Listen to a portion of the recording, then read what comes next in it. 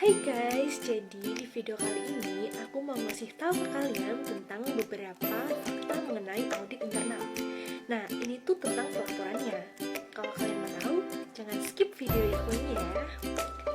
Nah, oke, aku mau ngasih tahu tentang fakta yang pertama. Ternyata laporan audit tuh ada jenis-jenisnya. Yang pertama, ada laporan audit tahunan yang dibuat 1 tahun sekali dan biasanya tuh di akhir tahun. Laporan ini tuh nggak cuma buat pengendalian atas kinerjanya internal audit, tapi juga buat pengendalian atas seluruh organisasi. Lanjut yang kedua, laporan audit triwulan, yang mana tuh dibuat 3 bulan sekali pada bulan Maret, Juni, September, sama Desember. Biasanya dengan adanya laporan triwulan ini tuh masalah dalam setiap triwulan itu bisa ditangani loh. Oke, lanjut yang ketiga, ada laporan kemajuan bulanan, yang mana laporan proyek yang berisi tentang pelaporan progres atau bobot pekerjaan. Jadi tentang realisasi pekerjaan itu, tapi secara bulanan.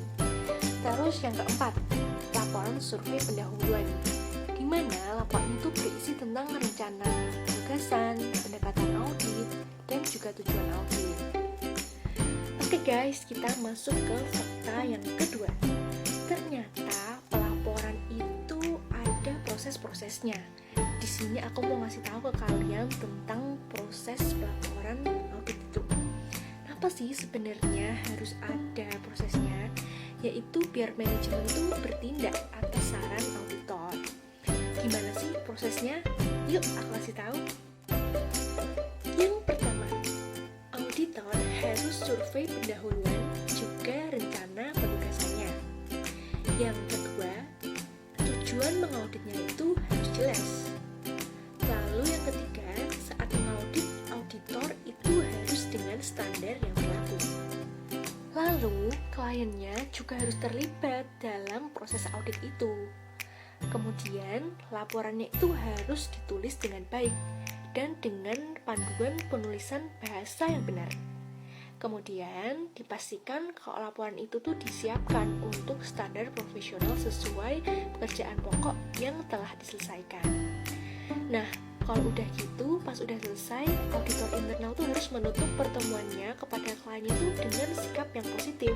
Jangan malah memberikan kesan yang negatif sama kliennya.